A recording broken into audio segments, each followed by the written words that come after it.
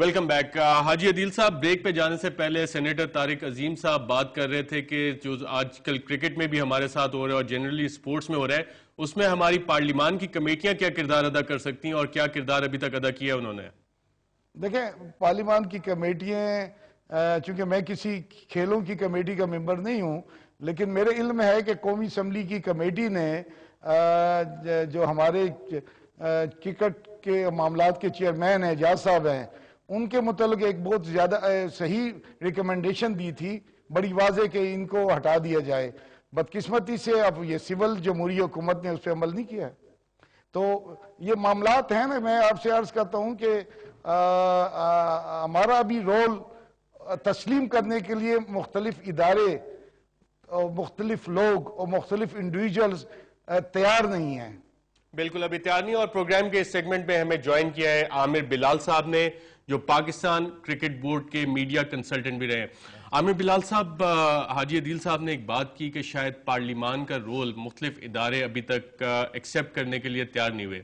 Sports میں بھی بہت سارے جرنیل، شاید ریٹائرڈ جرنیل ڈومینیٹ کریں، کیا اس کی یہی وجہ ہے؟ ایک بات ضرور ہے کہ کیونکہ پاکستان کی سپورٹس میں سپورٹس مینجمنٹ کے حوالے سے کوئی ڈیفائنڈ لائن نہیں ہے، اس لیے بہت سارے لوگوں کو یہ موقع ملتا ہے جن کا جنرل مینجمنٹ سے تعلق ہوتا ہے، اور ان کا اگر کھیلوں کا کوئی بہت بڑا بیک گراؤنڈ نہ بھی ہو تو وہ اس پلی پر بھی پاکستان کی سپورٹس یا کرکٹ میں آ جاتے ہیں کہ جی کیونکہ ہم بڑے بڑے اداروں کو مینج کرتے رہے ہیں لہٰذا ہم کھیلوں کو بھی مینج کر لیں گے. اور کیونکہ یہ ایک بہت بڑا گیپ موجود ہے اور ہمارے ہاں کوئی یونیورسٹی سپورٹ مینجمنٹ کی تعلیم نہیں دیتی ہے، تو ملٹری ٹریننگ آپ کو وہ تعلیم شاید دیتی ہے کہ آپ سپورٹس بھی مینج کر سکیں. دیکھیے، ملٹری ٹریننگ تو ایک یہ علیحدہ سبجیکٹ شاید ہوگا کہ وہ کیا کیا تربیت دیتی ہے اور کیا نہیں دیتی، میں اس کی ڈیٹیل میں نہیں جانا چاہتا. لیکن یہ ضرور ہے کہ پاکستان کی سپورٹس اور کرکٹ میں ایک بہت بڑا گیپ موجود ہے جو ہمارے پرانے کھلاڑیوں کو یا ریٹائرڈ سینئر فیڈریشن کا پیٹرن کون ہے اس کا پریزیڈنٹ؟ Air chief.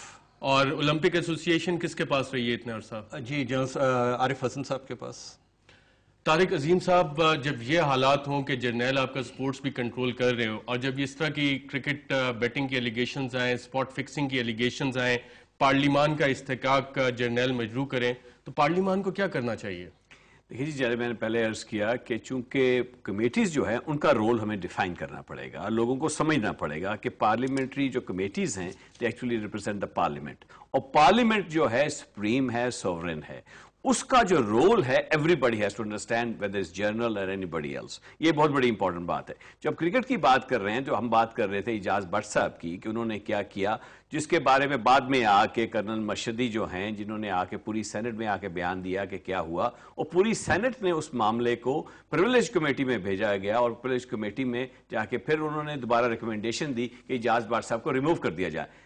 اس سے پہلے نیشنل اسمبلی کی کمیٹی نے، آپ کو یاد ہوگا جمشید دستی صاحب جو ایک اور واقعے کی وجہ سے مشہور ہیں، بہرحال انہوں نے بھی اس بات کا ڈیمانڈ کی تھی کہ پریزیڈنٹ زرداری صاحب ان کو ریموو کر دیں. جمشید دستی صاحب نے کہا. تو جمشید دستی صاحب چلے گئے تو اس کے بعد اقبال احمد خان جو آئے ہیں اب، انہوں نے دوبارہ کہا ہے، اس سے پہلے بھی کہہ چکے ہیں کہ اعجاز بٹ صاحب کو ریموو کر دیں. جب تک ریموو وہ نہیں ہوتے کرکٹ کا یہی حال رہے گا، اور آپ نے دیکھ لیا یہاں پہ کیا ہوا ہے.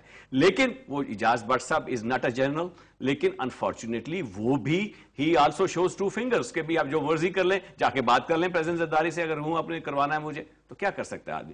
اب اس کے لیے ہمیں رول اپنا جو ہے، جیسے میں نے پہلے اپنے آپ کو اسرٹ کرنا پڑے گا. جیسے ہم نے پریویلیج کمیٹی میں لے کے گئے، پریویلیج کمیٹی نے ان کو کہا کہ یہ آپ کو ان کو ریموو کرنا چاہیے. اس سے پہلے پبلک اویئرنیس کمپین کرنی چاہیے ہمیں کہ بھائی یہ الیکٹڈ لوگ ہیں جو یہ بات کرتے ہیں، they speak on behalf of the عوام کے لیے بات کرتے ہیں، عوام کی بھلائی کے لیے بات کرتے ہیں. جب تک ہمارا رول جو ہے وہ کلیئرلی ڈیفائن نہیں ہوتا تو پیپل. حاجی عدیل صاحب، کیا ہمارا رول پارلیمان کا ابھی تک کلیئرلی ڈیفائن نہیں ہے، یا مسئلہ یہ ہے کہ ہماری پارلیمان اور اس کی کمیٹیز اپنے آپ کو ازرٹ نہیں کر سک رہی ہیں ابھی تک؟ میرا خیال یہ ہے کہ جو آخر میں آپ نے بات کی ہے کہ ہم ازرٹ نہیں کر سکیں، اس کی وجہ ہے کہ ان کمیٹیوں کو حکومت بھی اتنی اہمیت نہیں دیتی ہے. ان کمیٹیوں میں لازمی ہونا چاہیے کہ منسٹر بیٹھے، اور یہ ہمارے رولز میں انلیس کوئی اتنی شدید مجبوری ہو. اب میں آپ سے عرض کروں کہ ڈیفنس کمیٹی کی طارق صاحب کو شاید یاد ہوگا، ہماری تو کافی میٹنگیں ہوئی ہیں، تو شاید ایک آدھ دفعہ ہمارے ڈیفنس منسٹر تشریف لائے تھے. اسی طرح اور کمیٹیوں کو بھی یہ شکایت ہے کہ منسٹر صاحب تشریف نہیں لاتے ہیں، اکثر اسٹیٹ منسٹر بھی بعض دفعہ نہیں آتے ہیں، تو بعض دفعہ وہ آ جاتے ہیں پھر معذرتیں کر لیتے ہیں. تو جب تک ہماری حکومت ان کمیٹیوں کی اہمیت کو تسلیم نہیں کرے گی، حکومت آج ہماری ہے کل کسی اور کی ہوگی یا ماضی کی، اس وقت تک جب تک کیبنٹ کے ممبر لازماً ان کمیٹیوں میں نہیں آئیں گے تو اس وقت تک ان کمیٹیوں کی اہمیت میں اضافہ نہیں ہوگا.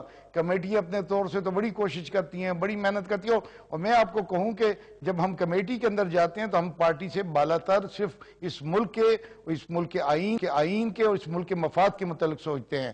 تو بالکل، کمیٹیوں اور اس پہ سب کو اس کو ریسپیکٹ کرنا چاہیے. عامر بلال صاحب کرکٹ کی طرف واپس آتے ہیں.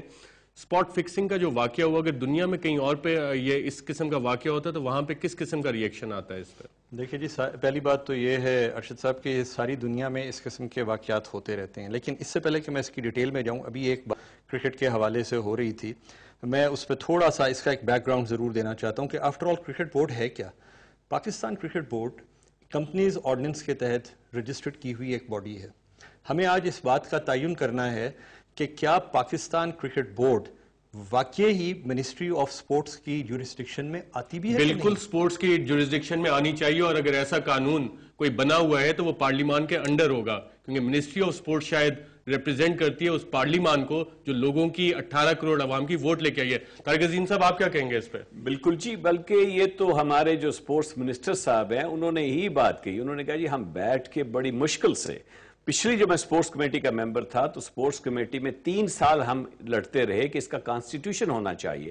پورا کرکٹ بورڈ جو تھا it was being run on ad hoc basis. Ad hoc committee اس کو رن کر رہی تھی، کوئی کانسٹیٹیوشن نہیں ہے، جو چاہیں آپ کر لیں. اور قانون اس طرح کے بنا کے پارلیمان کے اس میں سپریمیسی سے، پارلیمان کی اوور سائٹ سے نکل جاتے ہیں ادارے. اور پاکستان میں جی کرکٹ کے بارے میں obsession ہے. آپ گلی کوچے میں چلے جائیں، غریب انسان کے پاس کچھ نہیں ہے، سڑک بلاک کر کے 3 اینٹیں کھڑی کر کے وہ کرکٹ کھیل رہے ہوتے ہیں. ابھی عوام کا بھی دیکھیں کہ وہ کیا چاہتے کیا ہیں، اور اس میں اگر کوئی بھی آ جائے وہ کہے جی کہ ہم کارپوریشن ہیں، ہم انڈیپینڈنٹ باڈی ہیں، آپ کوئی بندہ اس میں انٹرفیئر نہ کرے، میں جو مرضی چاہوں میں کر لوں، جس کو میں چاہوں رکھ لوں، اب انٹرفیئر کروں، میں سلیکشن کمیٹی میں بھی انٹرفیئر کروں. میرے بھائی میڈیا سے ہیں، آج اگر لندن میں ان کے ساتھ ایک میڈیا مینیجر ہوتا تو جو ہماری درگت بن رہی ہے وہاں پہ لندن میں وہ نہ بنتی، بیکاز پلیئرز کو ڈائریکٹلی اپروچ نہیں کر سکتے تھے. It would have gone through a media man. Media man ان سے بات کرتا، اچھی طرح سے بات کرتا، یہ معاملات ٹھپ سکتے تھے. لیکن وہاں پہ چونکہ یہ سب لوگوں کو لے کے گئے، وہاں پہ ساتھ سیکیورٹی کا بندہ لے کے گئے ہوئے ہیں، لیکن سیکیورٹی کے بندے کے ہوتے ہوئے ان کے وہاں پہ موجودگی میں